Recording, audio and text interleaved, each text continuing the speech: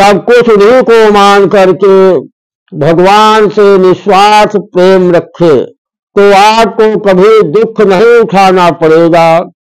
मनुष्य से अगर प्रेम रखते हैं तो मनुष्य का स्वार्थ जब तक आपके पास है तभी तक वह आपसे मित्रता या प्रेम का व्यवहार रखता है। थोड़ा सा तलबल हुआ, वह जो है बगल हो गया तो आपको बहुत कष्ट उठाना पड़ेगा, आपके मन में बहुत तकलीफ होगा कि हमने इससे निस्वार्थ प्रेम रखा था, परंतु आज यह थोड़ा सा स्वार्थ लेकर के हमारा इतना बड़ा प्रेम। त्वमेव माता च पिता त्वमेव, त्वमेव बंधुश्च सखा त्वमेव, त्वमेव विद्या द्रविणं त्वमेव, त्वमेव सर्वं मम देव देव। देखिए, सभी भक्त और सभी मनुष्य इस श्लोक को पढ़ते भी हैं, जानते भी हैं, परंतु जैसा लिखा हुआ है इसका अर्थ उस पर ध्यान नहीं देते और उस प्रकार करते नहीं।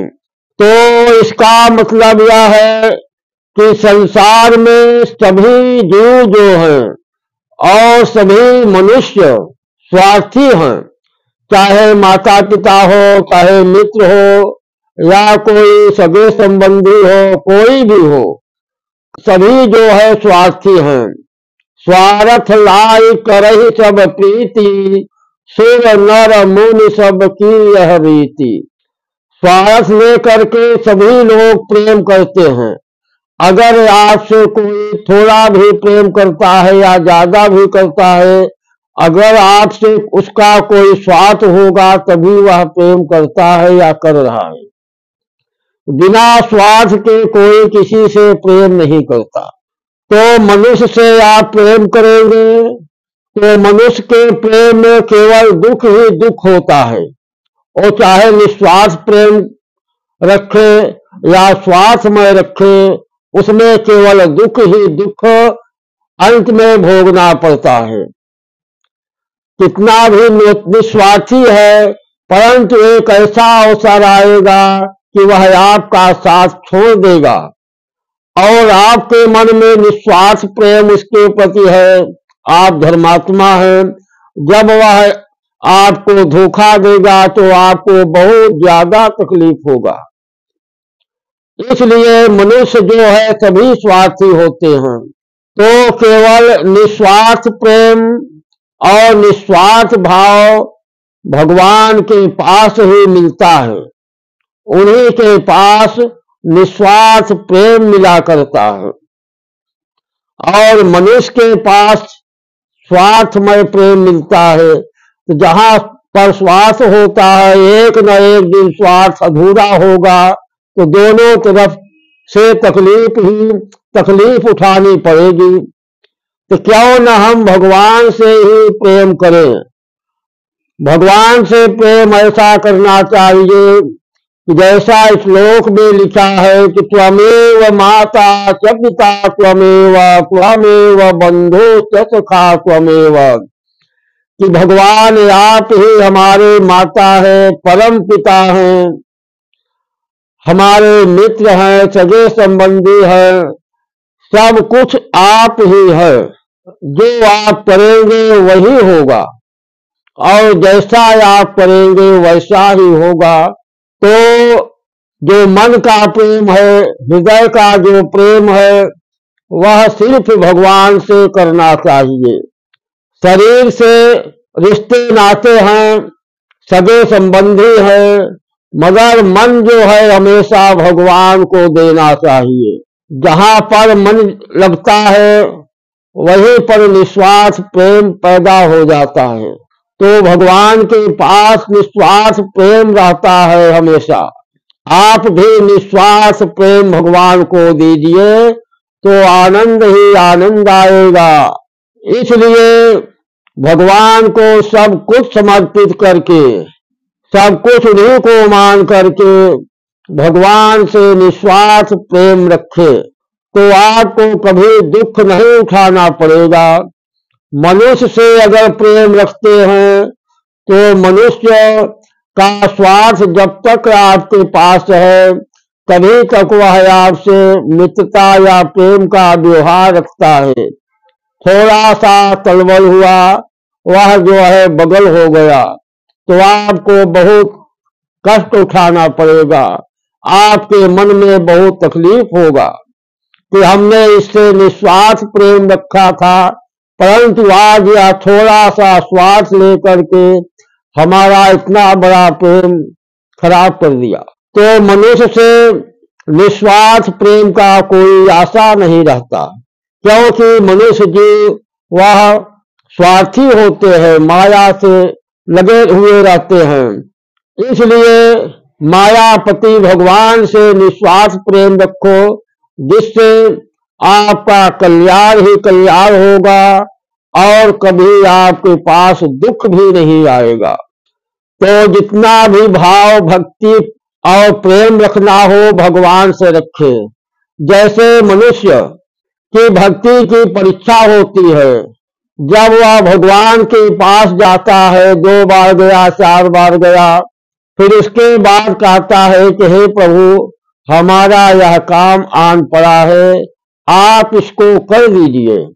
अगर हमारा कार्य हो जाएगा तो मैं आपको इतना भोग लगाऊंगा, 1.25 पाव, 1.25 किलो, 1.25 मन, इस प्रकार से वह मन में संकल्प करता है स्वार्थ बस। अगर उसका स्वार्थ पूरा हो गया तब तो ठीक है, अस्वार्थ अगर पूरा नहीं हुआ उसकी सारी भक्ति गायब हो जाती है, वह भगवान से द्वेष करने लगता है और कहता है कि मैंने भगवान का कितना पूजन पाठ किया, सब कुछ किया, थोड़ा सा हमारा कार्य आ गया, भगवान ने उसको पूरा नहीं किया। तो भगवान का पूजा पाठ, भगवान सा प्रेम वह बंद कर देता है। जो आगे भगवान के पूजा से कार्य बढ़ना भी होता है उसको भी वह नशा करके बैठ जाता है। कार्य न होने का कारण क्या है? होई है सोई जो राम रचि राखा, को कर तर के बढ़ा वही शाखा। संसार में वही होता है जो भगवान की रचना होती है, और कब होगा? समय आने पर होगा। सारे कार्य का समय निश्चित रहता है। मनुष्य के जीवन में कब क्या होगा, वह जब पैदा होता है तभी विधान में भगवान ने उसका सारा विधान रच दिया होता है। इसलिए भगवान से, भगवान का पूजा पाठ, भगवान से प्रेम उतना करना चाहिए जिसमें कि स्वार्थ का स्थान न रहे। गुरु से, भगवान से उतना ही प्रेम रखे, उतना लगाव रखे जिसमें कि उसमें स्वार्थ का कोई स्थान न रहे। आज आप प्रेम करते हैं, काल कोई काम बिगड़ गया तो आप कहेंगे कितना मैंने गुरु से प्रेम किया, भगवान से प्रेम किया, तो भी यह तकलीफ उठाना पड़ा। यह भूल जाते हैं कि यह तो विधि का विधान है, भगवान ने जो रचा है उसको भोगना पड़ेगा, जो जैसा कर्म किया है उसको भोगना ही पड़ेगा। अच्छा आप किए हैं तो सुख मिलता है, बहुत सुखी होते हैं।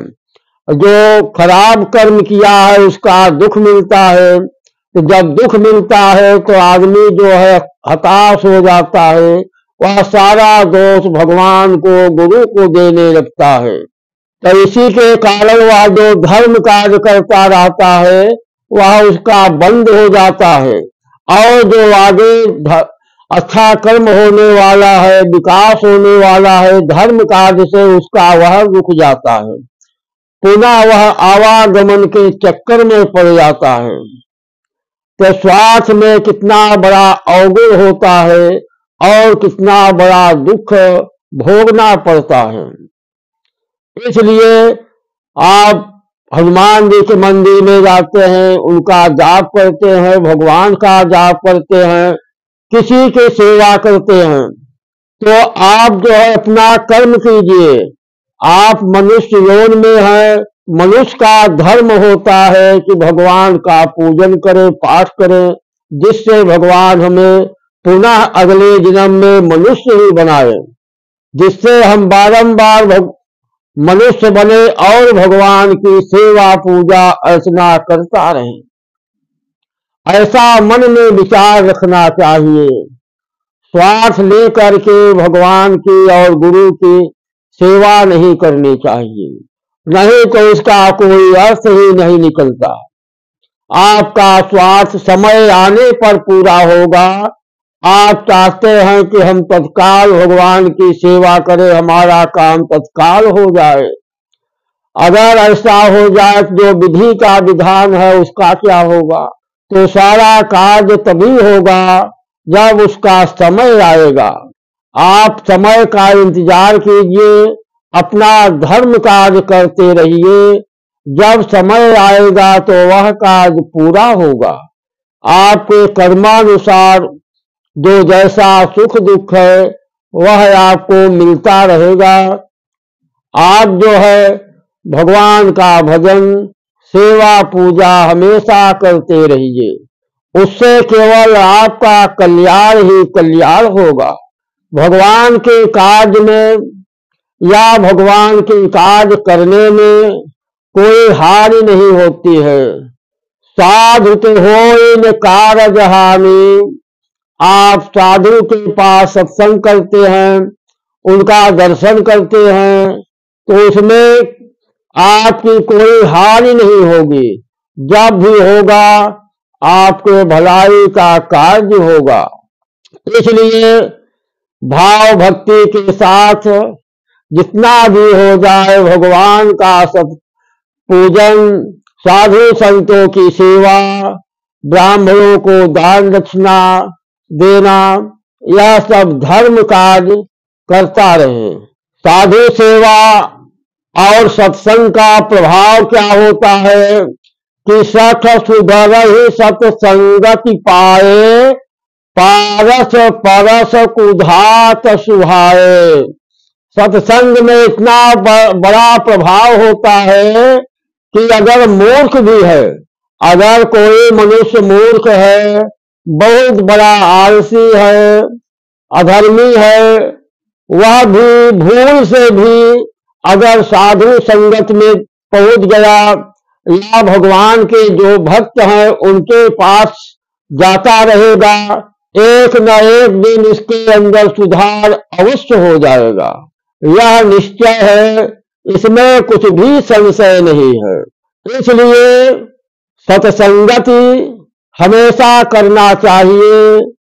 आप जो है बैठे हैं, किसी को बुला लीजिए और उससे भी भगवान का चर्चा कीजिए, भगवान का गुणगान कीजिए। 2 लोग हो जाए, 4 लोग हो जाए, 10 लोग हो जाए, तो भगवान का गुणगान हमेशा करना चाहिए। जैसे 4 लोग बैठते हैं तो अनेकों प्रकार का बात, फालतू बात करते रहते हैं। उसके स्थान पर आप जो है अकेले भक्त हैं और कोई किसी से आप बात करेंगे, भगवान का गुणगान करेंगे, उनका चर्चा करेंगे, तो एक न एक दिन वह भी आपकी तरह हो जाएगा। इतना बड़ा प्रभाव भगवान के गुणगान और नाम में रहता है। इस प्रकार धीरे धीरे संख्या आपकी जो है भक्तों की संख्या बढ़ती चली जाएगी और भगवान का गुणगान होता रहेगा। इसलिए आप जो है बारंबार भगवान का भजन करिए और भक्तों की संख्या को बढ़ाने का प्रयास करिए।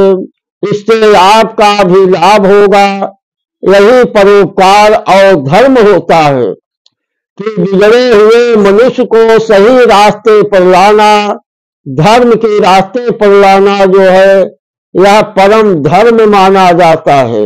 किसी आदमी को बिगड़ा हुआ है, वह परेशान है, आप उसको धर्म के रास्ते पर ले आए, वह धर्म के रास्ते पर चलने लगा, तो भगवान जो है उसका भी कल्याण करेंगे। उसके बाल बच्चे जो है सुखी हो जाएंगे।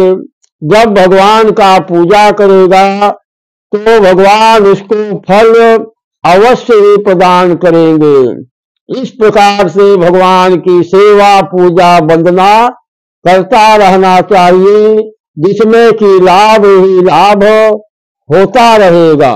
जय श्री राम, जय श्री राम।